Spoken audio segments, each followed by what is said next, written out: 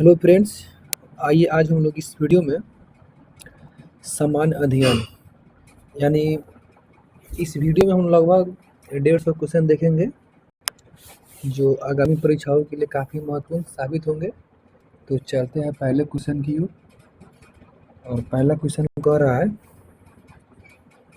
निम्नलिखित में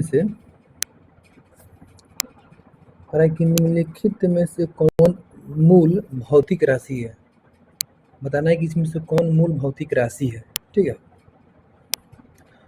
तो इसका राइट आंसर होगा आपका सी नंबर, यानी विद्युत धारा क्या है, तो मूल भौतिक राशि है। अगला क्वेश्चन की ओर बढ़ते हैं। अगला क्वेश्चन कह रहा है, अनुदैर्ध्य तरंगों का उदाहरण कौन है। कि अनुदैर्ध्य तरंगों का उदाहरण कौन है, यानी अनुदैर्ध्य तरंग उदाहरण कौन है इसमें। तो इसका राइट आंसर होगा बी नंबर, यानी ध्वनि क्या है, अनुदैर्ध्य तरंग का उदाहरण है। वही पूछेगा प्रकाश, तो प्रकाश अनुप्रस्थ तरंग का उदाहरण है। आगे बढ़ते हैं। अगला क्वेश्चन कह रहा है कि प्रकाश का वन विक्षेपण विभव संभव है, यानी प्रकाश का वन विक्षेपण संभव है किसके द्वारा। तो राइट आंसर होगा आपका ए नंबर, प्रिज्म के द्वारा। यानी प्रकाश का वन विक्षेपण जो है ना, वह प्रिज्म के द्वारा संभव है। ठीक है, एक और बात जानकारी के लिए, यानी लाल रंग का तरंग सबसे ज़्यादा होता है और बैंगनी का तरंग सबसे कम होता है। लेकिन वही पूछेगा विचलन, तो विचलन सबसे ज़्यादा होता है बैंगनी के और तरंग ज़्यादा होता है लाल के और विचलन कम होता है लाल के। आगे बढ़ते हैं। आगे कह रहा है कि किस तापमान पर सेल्सियस और फ़ारेनहाइट पैमाना मेल खाते हैं। तो इसका राइट आंसर होगा आपका सी नंबर, यानी -40 डिग्री सेंटीग्रेड पर जो है ना सेल्सियस और फ़ारेनहाइट दोनों बराबर होते हैं। अगला क्वेश्चन कह रहा है कि लेंस की क्षमता मापी जाती है किसके द्वारा, तो डायोप्टर के द्वारा। अगला क्वेश्चन कह रहा है, चिकित्सा स्थितियों का निदान करने के लिए एमआरआई तकनीक का उपयोग किया जाता है। एमआरआई में किनका उपयोग नहीं होता है, देखिएगा। इसका राइट आंसर होगा आपका ऑप्शन में से एक है अधिक, यानी कहने का मतलब है कि अगर देखा जाए तो चिकित्सा स्थिति के निदान के लिए हम लोग चुंबकीय क्षेत्र का उपयोग करते हैं, एक्स किरण का उपयोग करते हैं। ठीक है, इसीलिए इसमें से एक से अधिक होगा। अगला क्वेश्चन की ओर बढ़ते हैं। कह रहा है कि जब एक ध्वनि तरंग एक माध्यम से दूसरे माध्यम में जाती है तो वह राशि में अपरिवर्तित रहती है क्या। तो राइट आंसर होगा ए नंबर, यानी आवृत्ति नहीं बदलता है। यानी कह रहे कि एक ध्वनि तरंग जो है ना एक माध्यम से दूसरे माध्यम में जाती है तो उसकी आवृत्ति जो है ना अपरिवर्तित रहती है। अगला क्वेश्चन की ओर बढ़ते हैं। अगला क्वेश्चन कह रहा है कि प्रकाश वर्ष मात्रक है किसका। तो प्रकाश वर्ष जो मात्रक है ना वो दूरी का मात्रक है। किसका मात्रक है, दूरी का मात्रक है। अगला क्वेश्चन की ओर बढ़ते हैं। अगला क्वेश्चन कह रहा है कि निम्नलिखित में से कौन सा कण आवेशित रहित है, यानी किस कण में आवेश नहीं होता है। ठीक है, तो इसका राइट आंसर होगा आपका न्यूट्रॉन। न्यूट्रॉन पर 0 आवेश होता है। अगला क्वेश्चन की ओर बढ़ते हैं। ओम मीटर मात्रक है किसका, तो प्रतिरोध का मात्रक ओम मीटर होता है। देखिएगा, कह रहा है कि ओम मीटर मात्रक है तो प्रतिरोधकता का, वही कहता सोचिए ओम तो होता प्रतिरोध, लेकिन यहाँ पर कह रहा है प्रतिरोधकता, इसीलिए यहाँ पर क्या होगा, ओम मीटर होगा। अगला क्वेश्चन की ओर बढ़ते हैं। नीलम जिसको बोलते हैं रूबी का रासायनिक सूत्र क्या होता है। तो इसका राइट आंसर होगा Al2O3। नीलम यानी रूबी का रासायनिक सूत्र जो होता है एल्यूमिनियम ऑक्साइड होता है, यानी Al2O3 होता है। अगला क्वेश्चन की ओर बढ़ते हैं। पेट्रोल की गुणवत्ता को व्यक्त किसमें किया जाता है, यानी पेट्रोल की गुणवत्ता यानी क्वालिटी को किसके द्वारा व्यक्त किया जाता है। तो इसका राइट आंसर होगा ऑक्टेन संख्या के द्वारा। एसीटेन के द्वारा डीजल का गुणवत्ता व्यक्त किया जाता है। अगला क्वेश्चन की ओर बढ़ते हैं। कह रहा है कि निम्नलिखित में से किसका गलनांक सबसे ऊंच होता है। तो इसका राइट आंसर होगा आपका बी नंबर, यानी इस्पात का गलनांक सबसे ज्यादा होता है। अगला क्वेश्चन कह रहा है कि एंटीबायोटिक के दवा का उदाहरण कौन है। तो राइट आंसर होगा आपका डी नंबर, पेनिसिलिन। पेनिसिलिन क्या है? तो एंटीबायोटिक का उदाहरण है। अगला क्वेश्चन पे बढ़ते हैं। कह रहा है कि सीएनजी का मुख्य घटक क्या है? तो मीथेन, CH4 होता है।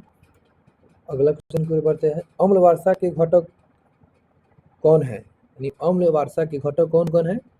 तो इसका राइट आंसर होगा डी नंबर, ए और बी, यानी HNO3 और H2SO4, यानी सल्फ्यूरिक अम्ल और शांत नाइट्रिक अम्ल भी क्या होता है?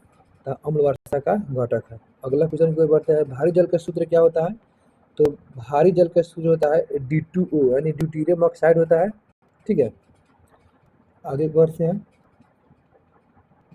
अगला क्वेश्चन कह रहा है कि पीएच का मान है, यानी पानी का पीएच का मान कितना होता है? तो पानी के पीएच का मान जो होता है 7 होता है, यानी न्यूट्रल होता है, यानी इसको बोलते हैं उदासीन होता है। पानी का पीएच मान क्या होता है? 7 होता है, जो न्यूट्रल होता है। जैसे कि पीएच स्केल होता है, पीएच स्केल में जो है वह 1 से लेकर 7 तक 14 तक होता है। ठीक है, और 7 से कम रहेगा तो वो होता है अम्लीय होता है। ठीक है, और 7 से ज़्यादा होगा उसको बोलते हैं क्षारीय, और इसका खोज किया था सोरेनसन नामक वैज्ञानिक ने खोज किया था। अगला क्वेश्चन की ओर बढ़ते हैं। कह रहा है कि 2019 से में रसायन क्षेत्र में किसको विकसित करने के लिए नोबेल पुरस्कार दिया गया था? 2019 में रसायन के क्षेत्र में किसको विकसित करने के लिए नोबेल पुरस्कार दिया गया था? तो इसका राइट आंसर होगा आपका सी नंबर, यानी MRI। MRI का फुल फॉर्म होता है, एक मिनट, इसका राइट आंसर होगा सी नंबर होगा लिथियम आयन बैटरी। यानी 2019 में रसायन के क्षेत्र में लिथियम आयन बैटरी के विकसित के लिए नोबेल पुरस्कार दिया गया था। ठीक है, आगे बढ़ते हैं। आगे कह रहा है कि प्राकृतिक रबर किसका बहुलक होता है? यानी प्राकृतिक रबर किसका बहुलक होता है? तो प्राकृतिक रबर जो है वह आइसोप्रीन का बहुलक होता है। अगला क्वेश्चन की ओर बढ़ते हैं। अगला क्वेश्चन कह रहा है कि पानी के टंकी में फंगी को नष्ट करने के लिए इस्तेमाल किया जाने वाला रसायन कौन है? यानी पानी जो होता है टंकी, तो पानी के टंकी में जो फंगी लग जाता है जिसको बोलते हैं कवक, तो उसको नष्ट करने के लिए उसमें क्या मिलाया जाता है? तो इसका राइट आंसर होगा आपका कॉपर सल्फेट मिलाया जाता है। ठीक है, और किसी व्यक्ति के टंकी में अगर फंगस लग गया होगा, जैसे नल के द्वारा देखते हैं कभी कभी बढ़ता है हरा हरा, तो उसको नष्ट करने के लिए क्या मिलाया जाता है? तो कॉपर सल्फेट। अगला क्वेश्चन की ओर बढ़ते हैं।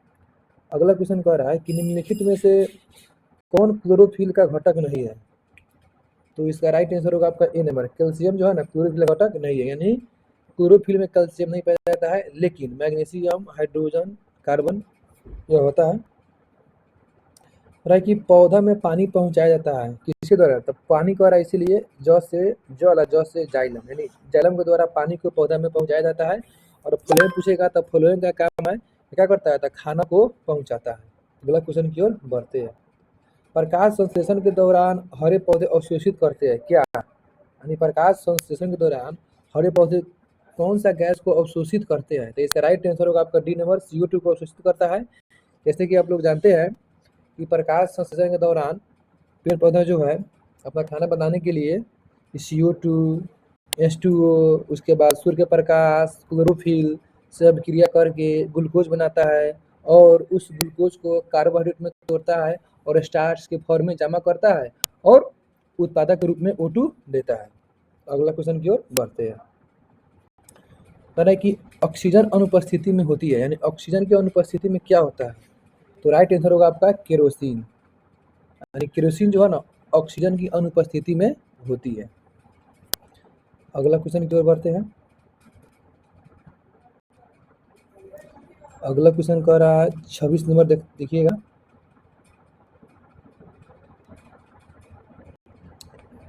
कह रहा है कि एंजाइम लाइपेज का स्रोत है क्या? एंजाइम लाइपेज का स्रोत क्या है? तो इसका राइट आंसर होगा बी नंबर, अग्नाशय। अगला क्वेश्चन की ओर बढ़ते हैं। कह रहा है कि BCG वैक्सीन का इस्तेमाल किसकी रोकथाम के लिए किया जाता है? यानी BCG जो वैक्सीन है तो किसके रोकथाम के लिए किया जाता है? तो राइट आंसर होगा आपका क्षय रोग। अगला क्वेश्चन की ओर बढ़ते हैं। निम्नलिखित में से कौन सा हार्मोन अग्नाशय द्वारा उत्पन्न होता है? तो अग्नाशय के द्वारा जो है ना वह इंसुलिन उत्पन्न होता है। अगला क्वेश्चन की ओर बढ़ते हैं। निम्नलिखित में कौन रक्त के संचरण में मदद करता है? यानी रक्त को संचरण में कौन मदद करता है? तो राइट आंसर होगा आपका ए नंबर, लिम्फोसाइट। लिम्फोसाइट जो है ना तो रक्त को संचरण में क्या करता है, मदद करता है। अगला क्वेश्चन है, अंगोरा ऊन किससे प्राप्त होता है? अंगोरा ऊन किससे प्राप्त होता है? तो इसका राइट आंसर होगा आपका ए नंबर, खरगोश से। यानी खरगोश से है ना अंगोरा ऊन प्राप्त करते हैं। अगला क्वेश्चन कह रहा है, कमला हरीश का पैतृक गांव तमिलनाडु के किस जिले में स्थित है? बहुत बढ़िया क्वेश्चन है। कह रहा है कि कमला हरीश का पैतृक गांव तमिलनाडु के किस जिला में स्थित है?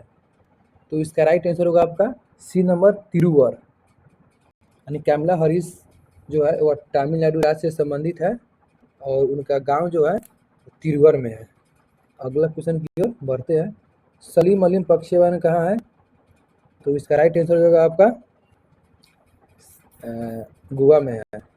सलीम अलीम पक्षी वन क्या है? तो गोवा में है, ऑप्शन नंबर ए। अगला क्वेश्चन की ओर बढ़ते हैं, भारत में शिक्षा प्रणाली के सुधार के लिए मानव संसाधन किस मंत्रालय द्वारा कौन सा पोर्टल लॉन्च किया गया है? कह रहे हैं कि भारत में शिक्षा प्रणाली के सुधार के लिए मानव संसाधन विकास मंत्रालय के द्वारा कौन सा पोर्टल लॉन्च किया गया है? तो राइट आंसर होगा आपका बी नंबर, शगुन। अगला क्वेश्चन की ओर बढ़ते हैं, रूपसी हवाई अड्डा भारत के किस राज्य में है? रूपसी हवाई अड्डा भारत के किस राज्य में है? तो इसका राइट आंसर देखते हैं क्या होगा। तो रूपसी हवाई अड्डा भारत के असम राज्य में स्थित है। यानी रूपसी हवाई अड्डा भारत के असम राज्य में स्थित है। अगला क्वेश्चन की ओर बढ़ते हैं, कह रहा है कि चेहरे पर मास्क पहनने की अनिवार्यता के लिए भारत के किस राज्य ने कानून बनाया है? कह रहा है कि चेहरे पर मास्क पहनने की अनिवार्यता के लिए भारत के किस राज्य ने कानून बनाया है? तो इसका राइट आंसर होगा ए नंबर, राजस्थान। राजस्थान सरकार ने यानी चेहरा पर मास्क पहन सकते हैं इसके लिए क्या कर दिया है, तो अनिवार्य कानून बना दिया है। अगला क्वेश्चन की ओर बढ़ते हैं, अगला क्वेश्चन कह रहा है कि बीज बचाओ आंदोलन, बीज को बचाओ किस राज्य ने शुरू किया था? यानी बीज जैसे उसको बोलते हैं, जो हम बोलते हैं बीज, सीड इसको बोलते हैं। तो सीड को बचाने के लिए किस राज्य ने बीज बचाओ आंदोलन शुरू किया था? तो इसका राइट आंसर होगा आपका बी नंबर, उत्तराखंड ने किया था। अगला क्वेश्चन की ओर बढ़ते हैं, जानवरों के प्रति क्रूरता की रोकथाम को भारतीय संविधान की किस सूची में रखा गया है? जानवरों के प्रति क्रूरता की रोकथाम के लिए, यानी जानवर को आप नहीं मार सकते हैं इसके लिए किस सूची में रखा गया है? तो इसका राइट आंसर होगा आपका सी नंबर, समवर्ती सूची। जैसे कि आप लोग जानते हैं कि हमारे संविधान में 12 अनुसूची है, तो जानवरों के प्रति क्रूरता को किस सूची में रखा गया है? समवर्ती सूची में। समवर्ती सूची का मतलब होता है इस पर केंद्र और राज्य दोनों का अधिकार होता है। अगला क्वेश्चन की ओर बढ़ते हैं, राजस्थान में स्थित खेतरी खदान किसके लिए प्रसिद्ध है? तांबा के लिए। खेतरी जो है ना राजस्थान में है, वह तांबा के लिए प्रसिद्ध है क्योंकि वहाँ पर तांबा का खदान है। अगला क्वेश्चन की ओर बढ़ते हैं, भारतीय प्रतिस्पर्धा आयोग के चेयरमैन कौन है? भारतीय प्रतिस्पर्धा आयोग के चेयरमैन कौन है? तो इसका राइट आंसर होगा अशोक गुप्ता, ऑप्शन के अकॉर्डिंग। अगला क्वेश्चन की ओर बढ़ते हैं, भारत में सांख्यिकी राष्ट्रीय सांख्यिकी दिवस कब मनाया जाता है? यानी भारत में राष्ट्रीय सांख्यिकी दिवस जो है वो मनाया जाता है 29 जून को मनाया जाता है। ठीक है, अगला क्वेश्चन की ओर बढ़ते हैं, अथपू परवाल द्वीप किस महासागर में स्थित है? अथपू परवाल द्वीप किस महासागर में स्थित है? तो इसका राइट आंसर होगा आपका डी नंबर, प्रशांत महासागर में स्थित है। जैसे कि हम जानते हैं कि सबसे बड़ा महासागर जो है कौन है? प्रशांत महासागर है। ठीक है, और प्रशांत महासागर में ही सबसे गहरा जगह है जिसको बोलते हैं मरियाना ट्रेंच। अगला क्वेश्चन की ओर बढ़ते हैं, अगला क्वेश्चन कह रहा है कि भारत का किस देश के साथ मुक्त आवागमन रिजिम है? तो देखते हैं इसका ऑप्शन क्या है, यानी इसका राइट आंसर हो जाएगा आपका म्यांमार। अगला क्वेश्चन की ओर बढ़ते हैं, अगला क्वेश्चन कह रहा है भारत और चीन के बीच प्रथम अनौपचारिक सम्मेलन कहाँ हुआ था? तो इसका राइट आंसर होगा बी नंबर, वुहान में हुआ था। अगला क्वेश्चन की ओर बढ़ते हैं, निम्नलिखित में से कौन क्षेत्रीय बृहत आर्थिक भागीदारी का सदस्य नहीं है? तो राइट आंसर होगा डी नंबर, पाकिस्तान। अगला क्वेश्चन की ओर बढ़ते हैं, किस देश के साथ भारत 2+2 बैठक करता है? यानी किस देश के साथ भारत जो है ना 2+2 बैठक करता है? तो राइट आंसर होगा आपका D number, Japan, America, Australia सभी के साथ। अगला क्वेश्चन को बढ़ते हैं, ट्रैक 1.5 कूटनीति क्या होती है? तो राइट आंसर होगा इसका सी नंबर, सरकारी एवं गैर सरकारी कूटनीति। अगला क्वेश्चन की ओर बढ़ते हैं, वर्ष 2000 में मेकोंग गंगा सहयोग कहाँ शुरू हुआ था? तो राइट आंसर होगा इसका लाओस में। अगला क्वेश्चन की ओर बढ़ते हैं, किस देश का अहमदाबाद के साथ सिस्टर स्टेट संबंध है? यानी किस देश के अहमदाबाद के साथ सिस्टर स्टेट संबंध है? तो इसका राइट आंसर होगा डी नंबर, जापान के साथ। अगला क्वेश्चन की ओर बढ़ते हैं, न्यूजीलैंड का प्रथम भारतीय मूल का मंत्री कौन बना है? यानी न्यूजीलैंड के प्रथम भारतीय मूल का मंत्री कौन बना है? तो इसका राइट आंसर होगा आपका ए नंबर, प्रियंका राधा कृष्णन। कौन बना है? प्रियंका राधा कृष्णन। अगला क्वेश्चन की ओर बढ़ते हैं, अगला क्वेश्चन 50 नंबर क्या कह रहा है देखते हैं। देखिएगा 50 नंबर क्वेश्चन कह रहा है कि वर्ल्ड इकोनॉमिक आउटलुक रिपोर्ट कौन प्रकाशित करता है? तो इसका राइट आंसर होगा आपका सी नंबर, IMF करता है। IMF यानी IMF यानी इंटरनेशनल मॉनेटरी फंड। अगला क्वेश्चन की ओर बढ़ते हैं, नेपाल की प्रथम बहुराष्ट्रीय पेट्रोल पाइपलाइन बिहार में कहाँ से प्रारंभ होती है? तो इसका राइट आंसर होगा आपका ए नंबर, मोतिहारी से। हो रहा है कि नेपाल की प्रथम बहुराष्ट्रीय पेट्रोल पाइपलाइन बिहार में किस जगह से प्रारंभ होती है? तो मोतिहारी जिला है, जिसको बोलते हैं पूर्वी चंपारण। अगला क्वेश्चन की ओर बढ़ते हैं, भारत नेपाल सीमा पर बिहार में दूसरा समेकित चेक पोस्ट कब स्थापित किया गया था? तो इसका राइट आंसर होगा आपका डी नंबर, 2020 में किया गया था। अगला क्वेश्चन की ओर बढ़ते हैं, अंतर्राष्ट्रीय बॉक्सिंग फेडरेशन का मुख्यालय कहाँ है? अंतर्राष्ट्रीय बॉक्सिंग फेडरेशन का मुख्यालय कहाँ है? तो राइट आंसर होगा आपका सी नंबर, न्यू जर्सी में। अगला क्वेश्चन की ओर बढ़ते हैं, शेन वाटसन ने सभी प्रकार के क्रिकेट से संन्यास की घोषणा की है। वे निम्नलिखित में से किस टीम से IPL खेलते थे शेन वाटसन? तो इसका राइट आंसर होगा आपका B number, Chennai super kings, Chennai super kings. अगला क्वेश्चन की ओर बढ़ते हैं, भारत की प्रथम डॉल्फिन वेधशाला कहाँ बनाई जा रही है? तो राइट आंसर होगा आपका सी नंबर, बिहार में बनाया जा रहा है। अगला क्वेश्चन की ओर बढ़ते हैं, बिहार का प्रथम रामसर क्षेत्र कहाँ स्थित है? तो राइट आंसर होगा आपका ए नंबर, बेगूसराय, गोगाबिल, वो अलग है, कटिहार में है। कह रहा है कि बिहार का प्रथम रामसर क्षेत्र कहाँ स्थित है? तो बेगूसराय में है।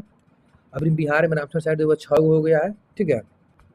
अगला क्वेश्चन की ओर बढ़ते हैं, 2020 फीडे के सर्वप्रथम ऑनलाइन शतरंज ओलंपियाड की विजेता कौन है?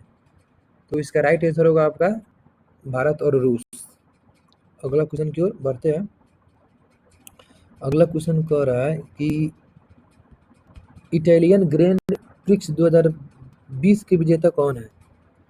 तो इसका राइट आंसर होगा आपका बी नंबर, पियरे गैसली। अगला क्वेश्चन की ओर बढ़ते हैं, और है कि वन मोर थिंग नामक कार्यक्रम किसने आयोजित किया था?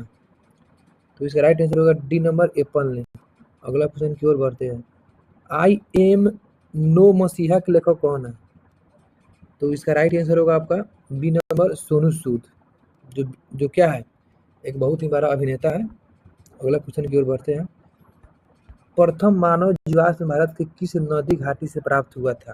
यानी प्रथम मानव जीवाश्म भारत की किस नदी घाटी से प्राप्त हुआ था? तो अगला क्वेश्चन, तो इसका राइट आंसर होगा सी नंबर, नर्मदा नदी। कह रहा है कि प्रथम मानव जीवाश्म भारत के किस नदी घाटी से प्राप्त हुआ था? नर्मदा घाटी से। अगला क्वेश्चन की ओर बढ़ते हैं, कह रहा है कि भारत में पहले साम्राज्य की स्थापना किस शासक के द्वारा की गई थी? तो राइट आंसर होगा आपका ए नंबर, चंद्रगुप्त मौर्य के द्वारा। अगला क्वेश्चन की ओर बढ़ते हैं, कह रहा है कि बुद्ध की प्राचीनतम प्रतिमा किस शैली से प्राप्त होती है? यानी बुद्ध भगवान की प्राचीनतम प्रतिमा किस शैली से प्राप्त होती है? तो इसका राइट आंसर होगा ए नंबर, गांधार शैली से। अगला क्वेश्चन की ओर बढ़ते हैं, किस अभिलेख में कलिंग विजय का वर्णन किया गया है? तो इसका राइट आंसर होगा आपका डी नंबर, हाथी गुफा अभिलेख के द्वारा। अगला क्वेश्चन की ओर बढ़ते हैं, और है कि सल्तनत काल में सार्वजनिक वितरण प्रणाली किसने प्रारंभ किया था? तो इसका राइट आंसर होगा ए नंबर, अलाउद्दीन खिलजी ने। अगला क्वेश्चन की ओर बढ़ते हैं, अगला क्वेश्चन कह रहा है 1565 में कौन सी प्रसिद्ध युद्ध हुआ था? 1565 में कौन सा प्रसिद्ध युद्ध हुआ था? तो पानीपत का दूसरा युद्ध, सॉरी, पानीपत का प्रथम युद्ध 1526 में हुआ था, दूसरा 56 में हुआ था, लेकिन कह रहा है कि 1565 में कौन सा युद्ध हुआ था? तो टालीकोटा का युद्ध हुआ था। ऑप्शन नंबर डी होगा। अगला क्वेश्चन की ओर बढ़ते हैं। दीन इलाही किसके द्वारा प्रारंभ किया गया? तो राइट आंसर होगा आपका बी नंबर अकबर के द्वारा। अगला क्वेश्चन की ओर बढ़ते हैं। अष्टप्रधान मंत्री परिषद किसके राज्य प्रबंधन में सहायता करती थी? अष्टप्रधान, तो इसका राइट आंसर होगा आपका डी नंबर शिवाजी। अगला क्वेश्चन की ओर बढ़ते हैं। भारत का प्रथम गवर्नर जनरल कौन था? भारत का प्रथम गवर्नर जनरल कौन था? तो इसका राइट आंसर होगा आपका उपयुक्त में से कोई नहीं, लॉर्ड विलियम बेंटिंक था। अगला क्वेश्चन की ओर बढ़ते हैं। भारत में ब्रिटिश साम्राज्य का संस्थापक कौन है? तो इसका राइट आंसर होगा आपका रॉबर्ट क्लाइव। यानी भारत में ब्रिटिश साम्राज्य का संस्थापक कौन था? Robert Clive. अगला क्वेश्चन की ओर बढ़ते हैं। 1857 की क्रांति सर्वप्रथम कहाँ से प्रारंभ हुआ था? तो राइट आंसर होगा आपका डी नंबर मेरठ से हुआ था। अगला क्वेश्चन की ओर बढ़ते हैं। मुंडा विद्रोह का नेता कौन था? तो मुंडा विद्रोह का नेता जो था वह बिरसा मुंडा थे। अगला क्वेश्चन की ओर बढ़ते हैं। आर्य समाज की स्थापना किसने किया? तो दयानंद सरस्वती 1875 में किया था। अगला क्वेश्चन की ओर बढ़ते हैं। प्रथम भारत रत्न प्राप्त करने वाला कौन थे? यानी प्रथम भारत रत्न प्राप्त करने वाले कौन थे? तो इसका राइट आंसर हो जाएगा आपका D number S Radha Krishna. इसका राइट आंसर क्या होगा? एस राधा कृष्णन। अगला क्वेश्चन की ओर बढ़ते हैं। अगला क्वेश्चन कह रहा है 75 नंबर, देखिएगा, कह रहा है कि बिहार का कौन सा शहर 5 पहाड़ियों से घिरा हुआ है? तो इसका राइट आंसर हो जाएगा आपका उपयुक्त में से कोई नहीं या एक से अधिक। यानी इसका हम लोग अगर देखेंगे कि बिहार का कौन सा शहर जो है 5 पहाड़ियों से घिरा हुआ है, तो हम लोग इसके बारे में थोड़ा देखते हैं। देखिएगा, यानी प्राचीन मगध साम्राज्य की पहली राजधानी राजगीर, जिसको बोलते हैं गिरिब्रज, तो वही जो है ना 5 पहाड़ियों से घिरा था। राजगीर जो है वही क्या था? तो 5 पहाड़ियों से घिरा हुआ था। तो इसका राइट आंसर क्या होगा? राजगीर। क्या होगा? राजगीर होगा। राजगीर, यानी राजगीर जो था ना तो 5 गो पहाड़ी से घिरा हुआ था, जिसका पहले नाम था गिरिब्रज। अगला क्वेश्चन की ओर बढ़ते हैं। कह रहे कि भारत का प्रथम राष्ट्रपति राजेंद्र प्रसाद किस राज्य से थे? तो इसका राइट आंसर हो जाएगा आपका बिहार से थे। देखिएगा, जैसे कि हम लोग जानते हैं कि डॉक्टर राजेंद्र प्रसाद प्रथम राष्ट्रपति थे, जिनका कार्यकाल 26 जनवरी 1950 से लेकर 13 मई 1962 तक था, यानी सबसे ज़्यादा दिन राष्ट्रपति यही बने। अगला क्वेश्चन की ओर बढ़ते हैं। कहा है कि बिहारी छात्र सम्मेलन का 16वां अधिवेशन कहाँ हुआ था? तो इसका राइट आंसर होगा आपका हजारीबाग में हुआ था। यानी बिहार स्टूडेंट कॉन्फ्रेंस का 16वां अधिवेशन जो है वह 1921 में, कब हुआ था? 1921 में। कहाँ हुआ था? तो हजारीबाग में हुआ था। ठीक है, और इसकी अध्यक्षता जो है श्रीमती सरला देवी ने किया था। यानी अध्यक्षता पूछेगा था कौन किया था? सरला देवी।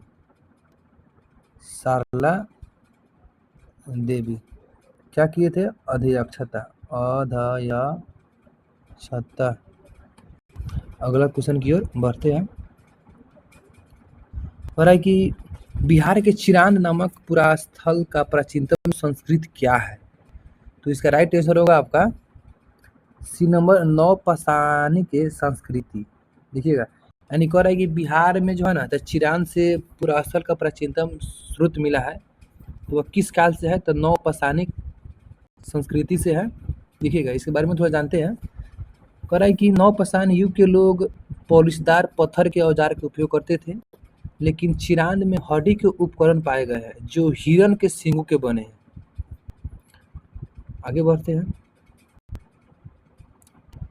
कह रहा है कि बाबा ठाकुर दास ने पटना में किस सोसाइटी की स्थापना की थी? तो राइट आंसर होगा B number, Ramakrishna mission society. अब देखिएगा, पूछता है कि रामकृष्ण मिशन सोसाइटी की स्थापना किसने किया था? तो बाबा ठाकुर रामदास, पटना में।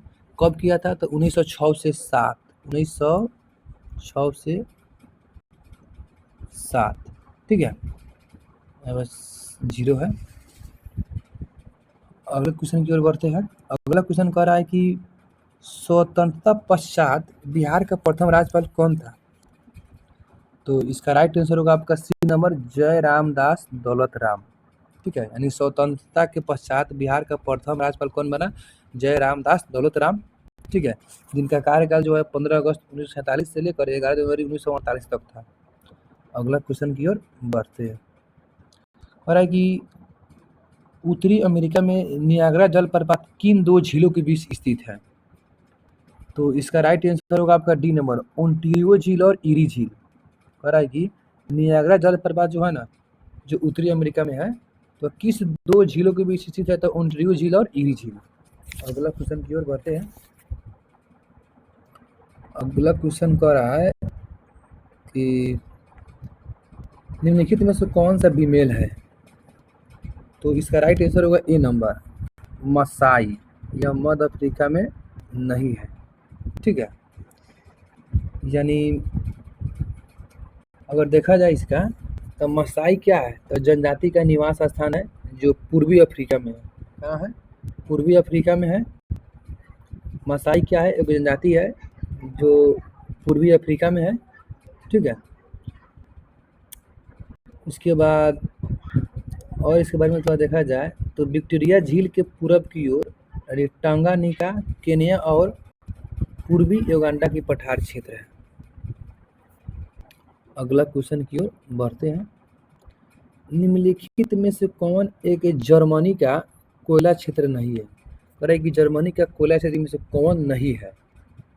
तो इसका राइट आंसर होगा आपका बी, यानी लॉरेन बेसिन। यह जर्मनी का कोयला क्षेत्र नहीं है, लेकिन रूर घाटी, सार बेसिन, ईसेन बेसिन, यह सब है। यानी कहने का मतलब है कि फ्रांस के जो है ना लॉरेन क्षेत्र, यह लॉ अयस के लिए संबंधित है। यानी लॉरेन बेसिन जो है तो लॉ अयस के लिए है, लेकिन रूर घाटी, सार बेसिन, ईसेन बेसिन, यह सब किसके लिए है? तो कोयला क्षेत्र के लिए है। अगला क्वेश्चन की ओर बढ़ते हैं। कह रहा है कि रूस के किस शहर को उत्तर का वेनिस कहा जाता था? रूस के किस शहर को उत्तर का वेनिस कहा जाता है? तो इसका राइट आंसर होगा बी नंबर, सेंट पीटर्सबर्ग को। अगला क्वेश्चन की ओर बढ़ते हैं। कह रहा है कि यूरोप में पेरिनीज पर्वत श्रृंखला किन दो देशों को अलग करती है? तो राइट आंसर होगा सी नंबर, फ्रांस और जर्मनी। अगला क्वेश्चन की ओर बढ़ते हैं। कह रहा है कि भारत में चंद्रा और भागा नदियाँ किस क्षेत्र में बहती है? तो लाहौल क्षेत्र में, ऑप्शन नंबर सी। अगला क्वेश्चन की ओर बढ़ते हैं। कह रहा है कि चंबल नदी पर राणा प्रताप सागर जल विद्युत परियोजना किस राज्य में स्थित है? तो इसका राइट आंसर होगा आपका बी नंबर, मध्य प्रदेश में है,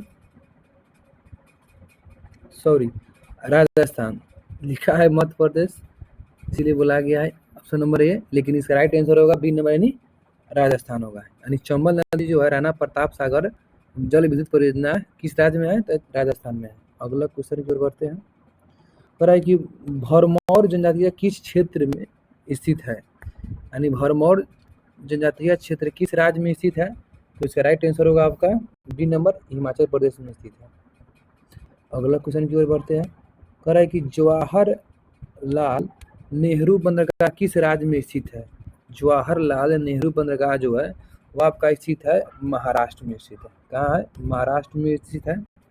इसके बारे में थोड़ा जानते हैं।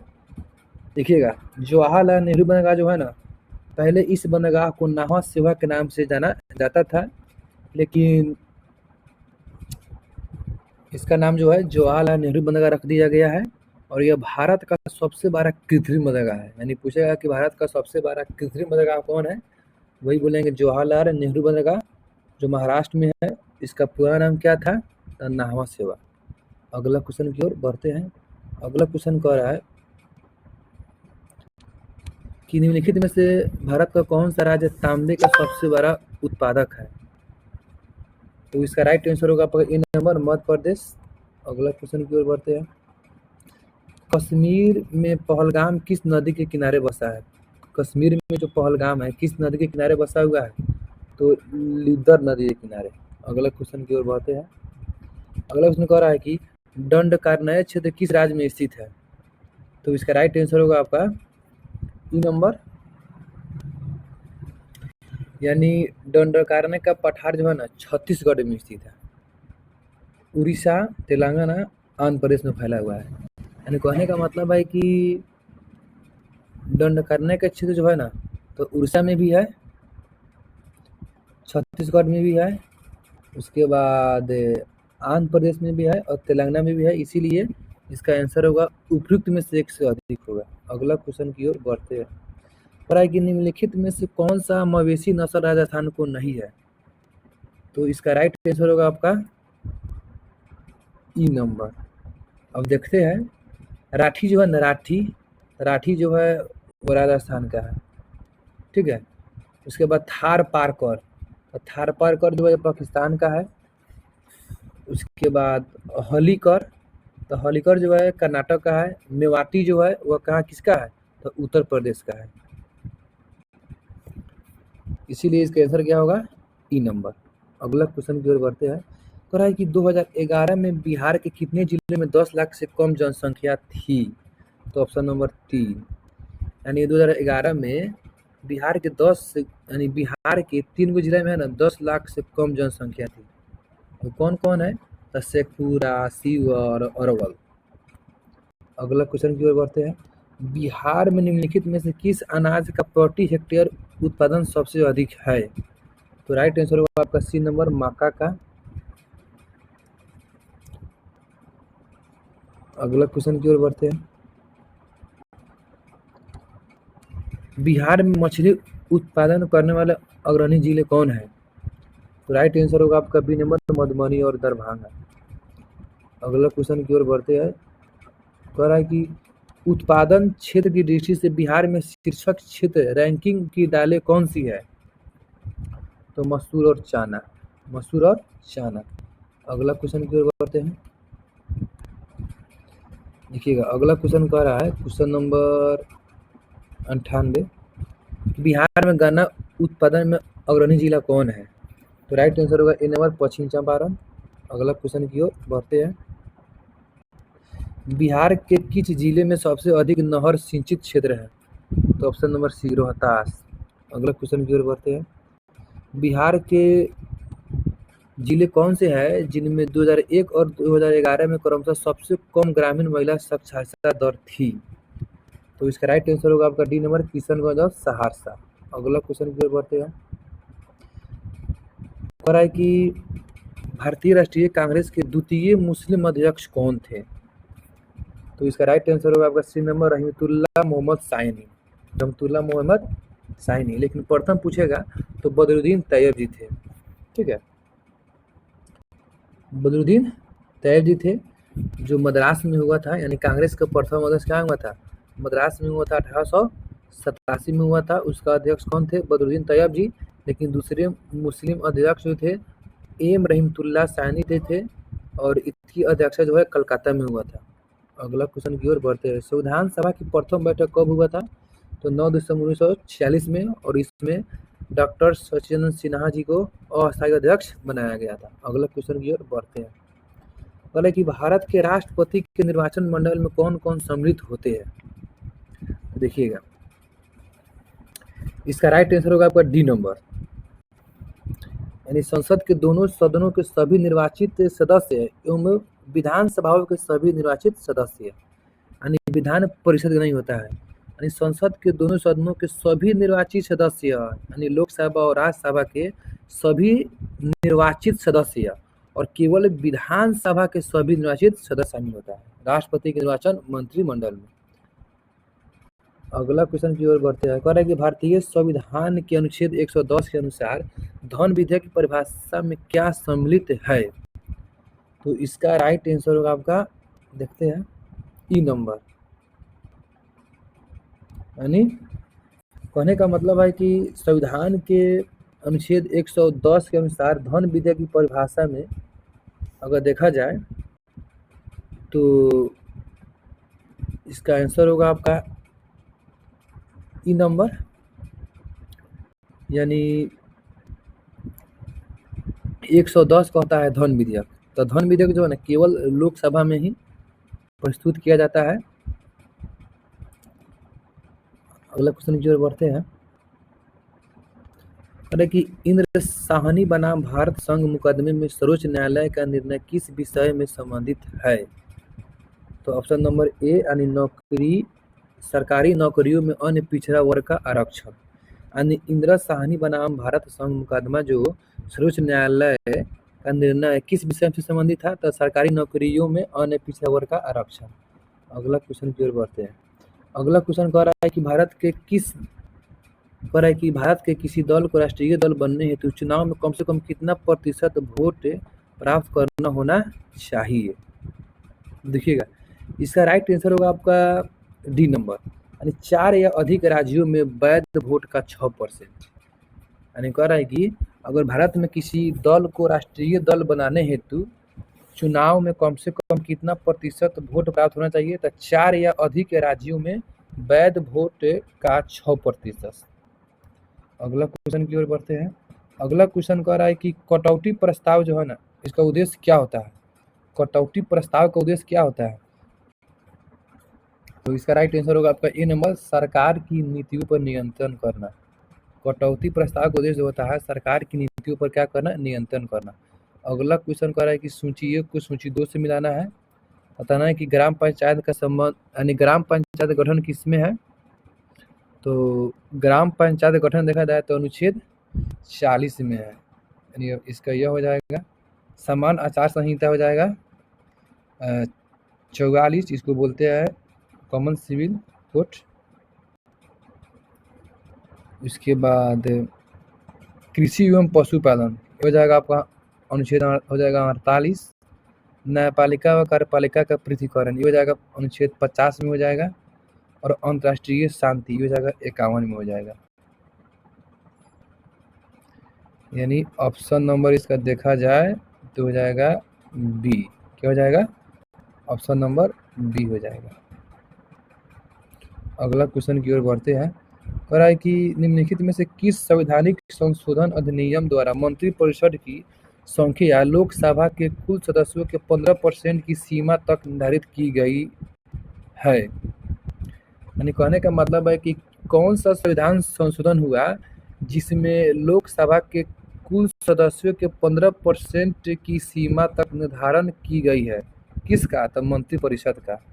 तो इसका राइट आंसर होगा आपका सी नंबर, यानी 91वां संविधान संशोधन के द्वारा। 91वां संविधान संशोधन के द्वारा कहा गया है कि लोकसभा में मंत्रिपरिषद जो है 15% तक ही हो सकती है। अगला क्वेश्चन की ओर बढ़ रहा है। फिर कह रहा है कि सूची 1 को सूची 2 से मिलाना है। तो यहाँ पर देखते हैं, मिलाते हैं। यानी कह रहा है कि CH हनुमंता राव, यानी पंचायत राज समितियां है, कब कब आया? तो CH हनुमंता राव समिति कब आया? तो यह आया आपका 1983 में। कब आया? 1983 में आया। 1983 में आया। JV राव, यानी JVK राव, JVK राव समिति 1985 में आया। 1985 में आया। अशोक मेहता आया आपका 77 में आया। LM सिंधवी, तो LM सिंधवी जी जो है वह आया 86 में आया। उसके बाद बलवंत राय आया कितना में? 57 में। बलवंत राय 57 में। तो इसका राइट आंसर होगा आपका डी नंबर, जो यहाँ पर दिया हुआ है। अगला क्वेश्चन की ओर बढ़ते हैं। कह रहा है कि निम्नलिखित में से कौन सी एक राष्ट्रीय आय की गणना करने की विधि नहीं है? तो ऑप्शन नंबर बी, यानी हार्समान लागत विधि, यह नहीं है। लेकिन राष्ट्रीय आय की गणना हम लोग उत्पाद विधि से करते हैं, आय व्यय से करते हैं, व्यय विधि से करते हैं। अगला क्वेश्चन की ओर बढ़ते हैं। कह रहा है कि भारत में राष्ट्रीय आय का आंकड़ा डेटा निम्नलिखित में से कौन कार्यालय या संस्थान जारी करता है? तो option number C S O. अगला क्वेश्चन की ओर बढ़ते हैं। अगला क्वेश्चन कह रहा है, देखिएगा 113 नंबर, कि आयुष्मान सहकार योजना के बारे में कौन सा कथन सत्य नहीं है। तो इसका राइट आंसर हो जाएगा आपका ए नंबर, कि भारत के वित्त मंत्रालय ने यह योजना शुरू किया। ये बिल्कुल मतलब गलत है, और जो बाकी बच गया वो सब सही है। देखते हैं कि क्या क्या बच गया। कह रहा है कि यह स्वास्थ्य की बुनियादी ढांचों के निर्माण में सहकारी सहायता करने की योजना है, एकदम सही है। उसके बाद कह रहा है कि यह मुख्य रूप से अस्पताल और स्वास्थ्य देखभाल तथा शिक्षा के बुनियादी ढांचों की स्थापना, आधुनिकीकरण, विस्तार, मरम्मत एवं नवीकरण को शामिल किया जाता है, ये भी सही है। फिर कह रहा है कि यह राष्ट्रीय सहकारी विकास निगम NCDS द्वारा तैयार की गई है। आगे बढ़ते हैं। ऑप्शन क्वेश्चन नंबर 114, भारत के बजट में किस वर्ष वस्तु लेन देन कर CTTT प्रस्तुत किया था। तो 2013-14 में किया था। अगला क्वेश्चन की ओर बढ़ते हैं। कह रहे कि निम्नलिखित देशों की HDI 2019 रैंकिंग आरोही क्रम में संबंधित कौन सा है। तो ऑप्शन नंबर ई, यानी UNDP अगर देखा जाए, यूनाइटेड नेशनल डेवलपमेंट प्रोग्राम, 2009 की मानव विकास रिपोर्ट के अनुसार जो है ना, यानी मानव विकास सूचकांक जो है, यानी अगर देखा जाए तो देश की रैंकिंग जो इस प्रकार थी, यानी HDI में जो है ना 2019 में भारत जो है, तो उसका स्थान था 129वां। उसके बाद ब्राज़ील का स्थान था 79वां, दक्षिण अफ्रीका का 113वां, चीन का 85वां। ठीक है, आगे बढ़ते हैं। तो इसका राइट आंसर क्या होगा, इनमें से कोई नहीं होगा, इनमें से कोई नहीं। देखिएगा आगे कह रहा है कि भारत में जेंडर बजटिंग कब शुरू किया गया था, जेंडर बजटिंग। तो ऑप्शन नंबर ए, यानी 2005-06 में क्या किया गया था, जेंडर बजटिंग शुरू किया गया था। अगला क्वेश्चन कह रहा है कि PS केयर्स कोष के बारे में कौन सा कथन असत्य है। तो इसका ऑप्शन नंबर हो जाएगा ई, यानी PS कोर्स जो है ना, फंड का उद्देश्य जो है किसी भी तरह का आपात या संकट की स्थिति से निपटाना और प्रभावित लोगों को राहत प्रदान करना होता है। यानी PS केयर्स कोष का मतलब होता है कि मान लेते हैं कि किसी भी अगर तरह का अगर आपात आ रहा है या संकट आ रहा है, तो उससे निपटने के लिए और प्रभावित लोगों को राहत प्रदान करने के लिए किया जाता है। और इसकी स्थापना जो है मार्च 2020 में किया गया था। यानी PS कोर्स की स्थापना कब किया था, तो मार्च, यानी MARCH मार्च 2020 में किया गया था। किसके द्वारा किया गया था, तब PM यानी प्रधानमंत्री के द्वारा किया गया था।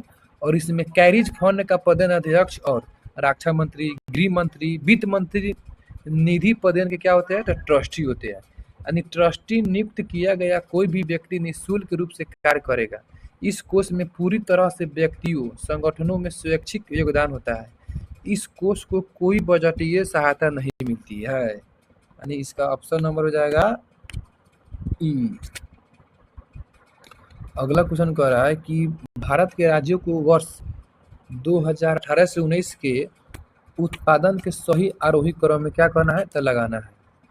तो इसका राइट आंसर हो जाएगा आपका ई नंबर, यानी ई नंबर में क्या है, यानी ई नंबर में कह रहा है कि अगर देखा जाए तो इसमें से कह रहा है उपयुक्त में से एक से अधिक या कोई नहीं। तो इसके बारे में थोड़ा पढ़ते हैं। कह रहा है कि भारत के राज्यों को शीर्ष 2018-19 के चावल उत्पादन के सही आरोही क्रम में देखते हैं। आरोही के मतलब होता है कि सबसे कम से ज़्यादा। तो सबसे पहले आ जाएगा आंध्र प्रदेश चावल में, उसके बाद पंजाब, उत्तर प्रदेश, पश्चिम बंगाल। अगला क्वेश्चन कह रहा है कि नगद आरक्षित अनुपात को कम करने से अर्थव्यवस्था पर इसका प्रभाव क्या पड़ेगा। तो ऑप्शन नंबर इसका हो जाएगा सी, हो जाएगा सी, यानी सभी। यानी नकद आरक्षित अनुपात को अगर कम करेंगे तो बैंकों के पास अधिक तरलता का लाभ हो जाएगा, अर्थव्यवस्था में निवेश वृद्धि देखने को मिल सकती है, अर्थव्यवस्था में मुद्रा पूर्ति बढ़ सकती है, वास्तविक निवेश पर दर में गिरावट आ सकती है।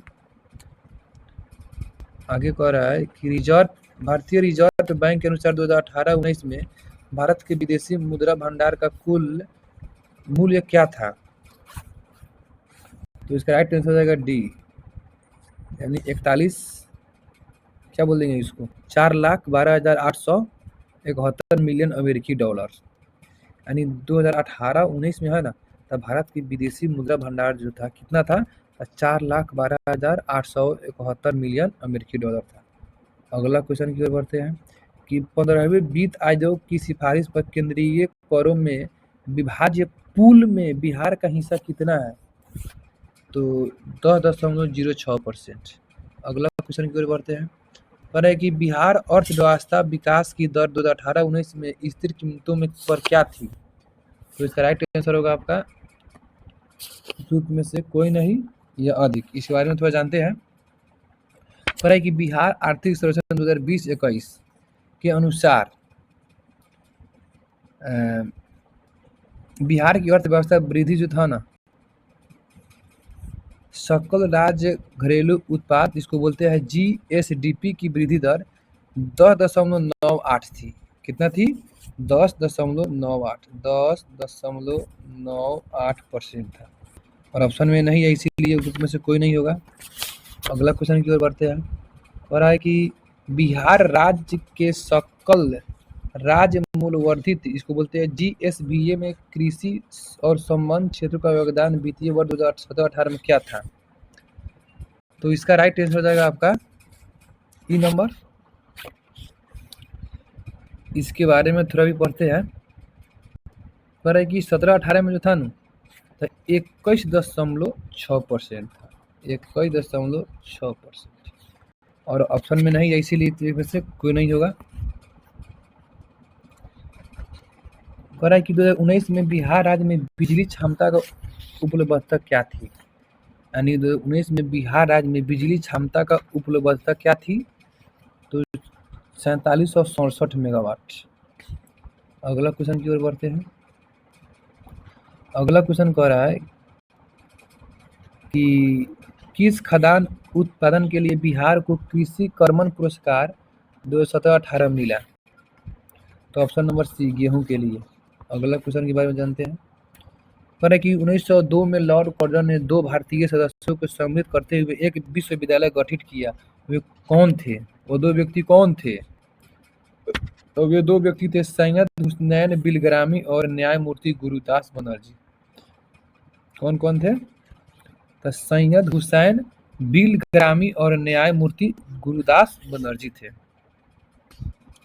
अगला क्वेश्चन की ओर बढ़ते हैं। कह रहा है कि कुंवर सिंह जगदीशपुर में कब प्रविष्ट हुए? तो इसका राइट आंसर होगा आपका ए नंबर, 22 अप्रैल 1858 में कुंवर सिंह जो है जगदीशपुर में क्या होगा? प्रविष्ट होगा। यानी कहने का मतलब है कि 22 अप्रैल 1858 को अपने घर यानी जगदीशपुर में क्या होगा? प्रविष्ट होगा। और 23 अप्रैल 1858 को कैप्टन ली ग्रांड ने जगदीशपुर पर धावा बोल दिया। इस लड़ाई में कुंवर सिंह की जीत हुई, लेकिन कुंवर सिंह की मृत्यु जो है वह हो गया 26 अप्रैल। कब हो गया? 26 अप्रैल 1858 में हो गया। कुंवर सिंह की मृत्यु कब हुआ? 1858 में। लेकिन कुंवर सिंह जगदीशपुर में कब प्रविष्ट हुए? 22 अप्रैल 1858 में, और 4 दिन के बाद वह मर गए। किससे लड़ रहे थे? तो कैप्टन ली ग्रांड। अगला क्वेश्चन की ओर बढ़ते हैं। पूना सार्वजनिक सभा की स्थापना किसने किया था? तो ऑप्शन नंबर बी, 1870 में महादेव गोविंद रनादे ने किया था। कब किया था? तो 1870 में। पूना सार्वजनिक सभा की स्थापना कौन किया था? तो महादेव गोविंद रनादे 1870 में। अगला क्वेश्चन की ओर बढ़ते हैं। अगला क्वेश्चन कह रहा है कि भारतीय राष्ट्रीय कांग्रेस के द्वितीय सम्मेलन में कितने मुस्लिम लीग प्रतिनिधियों ने भाग लिया था? तो ऑप्शन नंबर बी, 33 को। यानी भारतीय राष्ट्रीय कांग्रेस के द्वितीय सम्मेलन में जो है ना, तो 33 गो मुस्लिम प्रतिनिधियों ने भाग लिया था। अगला क्वेश्चन कह रहा है कि चंपारण आंदोलन मुख्यतः किसके विरुद्ध में था? चंपारण आंदोलन मुख्यतः किसके विरुद्ध में था? तो ऑप्शन नंबर बी, नगद फसल के विरुद्ध। अगला क्वेश्चन की ओर बढ़ते हैं। 1904 में देवघर में गोल्डन लीग की स्थापना ब्रिटिश का बहिष्कार और स्वदेशी आंदोलन की प्रगति के लिए की गई थी। तो इसका राइट आंसर हो जाएगा आपका बिहार में। कह रहा है कि 1904 में देवघर में गोल्डन लीग की स्थापना ब्रिटिश का बहिष्कार और स्वदेशी आंदोलन की प्रगति के लिए की गई थी। तो कहाँ है? तो बिहार में है। गोल्डन लीग यानी देवघर में 1904 में। अगला क्वेश्चन की ओर बढ़ते हैं। अगला क्वेश्चन कह रहा है, देखिएगा, कह रहा है कि 1858 में W.C. बनर्जी द्वारा इंगित भारतीय राष्ट्रीय कांग्रेस के निम्न उद्देश्यों में से कौन नहीं था? तो इसका राइट आंसर हो जाएगा आपका 132 है कि नहीं? तो 132 का राइट आंसर होगा, देखिएगा, सी नंबर होगा, शिक्षित वर्ग की पूर्ण सम्मति से महत्वपूर्ण और आवश्यक सामाजिक विषयों पर विचार प्रकट करना। ये सी नंबर ऑप्शन इसका। अगला क्वेश्चन कह रहा है कि 1906 में लंदन में अभिनव भारत सोसाइटी की स्थापना किसने किया था? तो ऑप्शन नंबर ए, विनय दामोदर सावरकर। यानी 1906 में लंदन में अभिनव भारत सोसाइटी की स्थापना कौन किया था? विनायक दामोदर सावरकर जी ने किए थे। अगला क्वेश्चन की ओर बढ़ते हैं। भारत छोड़ो आंदोलन के दौरान बकरी का टापू में अखिल भारतीय आजाद रास्ता का गठन किसने किया था? तो option number D, Jayaprakash Narayan. कह रहा है कि भारत छोड़ो आंदोलन के दौरान बकरी का टापू में अखिल भारतीय दास्ता का गठन किसने किया था? जयप्रकाश नारायण। 1875 में बिहार हेराल्ड आरंभ किया था किसने? 1875 में बिहार हेराल्ड किसने आरंभ किया था? तो गुरु प्रसाद सेन। गुरु प्रसाद सेन। देखिएगा, कह रहा है कि बिहार के पहले अंग्रेजी समाचार पत्र कौन था? तो बिहार हेराल्ड। यानी पूछेगा कि बिहार के पहले अंग्रेजी समाचार पत्र कौन था? The Bihar Herald. कौन शुरू किया था? तो गुरु प्रसाद सेन। अगला क्वेश्चन की ओर बढ़ते हैं। अगला क्वेश्चन कह रहा है कि मुस्लिम लीग ने अपना वार्षिक अधिवेशन नियत रूप से कब आरंभ किया? तो ऑप्शन नंबर सी, 1924 में। अगला क्वेश्चन की ओर बढ़ते हैं। जर्मनी के समर्थन में काबुल में राजा महेंद्र प्रताप सिंह के नेतृत्व में अंतरिम सरकार का गठन हुआ था। तो ऑप्शन नंबर ए, यानी गदर आंदोलन के दौरान। अगला क्वेश्चन की ओर बढ़ते हैं। अगला क्वेश्चन कह रहा है कि तेभागा आंदोलन 1946 में बंगाल में प्रारंभ हुआ। तेभागा आंदोलन 1946 में बंगाल में प्रारंभ हुआ किसान सभा के नेतृत्व में। किसके नेतृत्व में? किसान सभा के नेतृत्व में। ऑप्शन नंबर बी हो जाएगा। अगला क्वेश्चन करके किसने कहा जब तक तीसरी शक्ति अथवा इंग्लैंड यहाँ है हमारे सांप्रदायिक मतभेद हमें हमेशा परेशान करेंगे? किसने कहा? तो यह बात जो है, यह बात कहा, यानी इसमें से इसका आंसर हो जाएगा आपका उपयुक्त में से एक से अधिक हो जाएगा। ठीक है, अगला क्वेश्चन की ओर बढ़ते हैं। अगला क्वेश्चन कह रहा है कि 1934 में कांग्रेस सोशलिस्ट पार्टी की स्थापना किसने किया था? तो इसका राइट आंसर होगा सी नंबर, जयप्रकाश नारायण आचार्य नरेंद्र देव। यानी 1934 में कांग्रेस सोशलिस्ट पार्टी की स्थापना किसने किया था? तो जयप्रकाश नारायण आचार्य देवव्रत, जयप्रकाश नारायण और आचार्य नरेंद्र देव के द्वारा। आगे जो क्वेश्चन है उस मैथ का है। तो ये रहा, हम लोगों ने इस वीडियो में लगभग 150 क्वेश्चन देख लिए। जीके जीएस था जो आगामी परीक्षाओं के लिए काफ़ी महत्वपूर्ण साबित होंगे। आई होप, मैं आशा करता हूँ कि यह वीडियो आपको बहुत ही अच्छा लगा होगा। तो फिर मिलते हैं अगले वीडियो में। जय हिंद, जय भारत।